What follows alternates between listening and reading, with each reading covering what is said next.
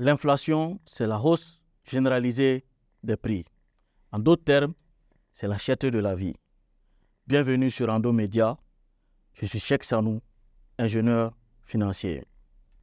Le comité de politique monétaire de la BCEAO a décidé, en date du 7 septembre 2023, de l'augmentation du taux directeur de la BCEAO, avec pour effet ce samedi 16 septembre 2023.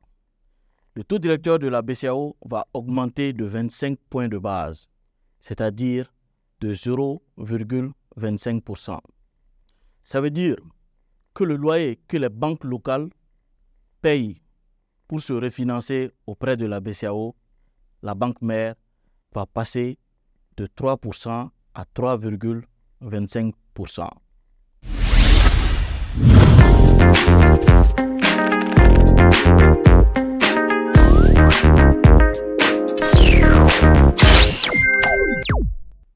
Les banques centrales un peu partout dans le monde, que ce soit la Fed aux États-Unis ou la BCE en Europe, ont une tendance haussière des taux directeurs depuis un bon moment.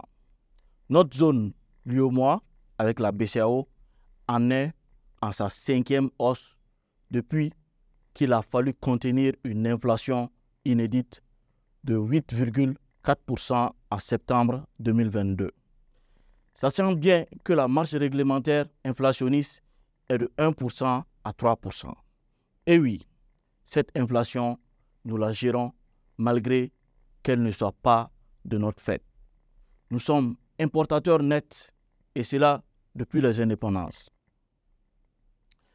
Les mauvais choix de relance économique d'après-crise Covid-19, la guerre russo-ukrainienne sont les facteurs exogènes les plus importants de cette crise inflationniste.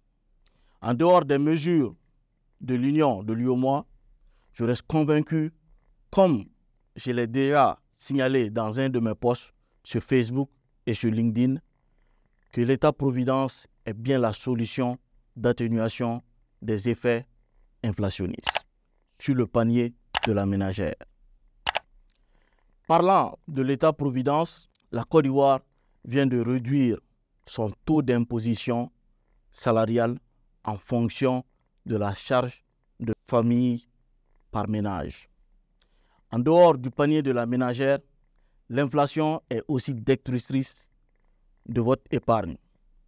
Pour en savoir davantage, restez câblés sur Ando Média.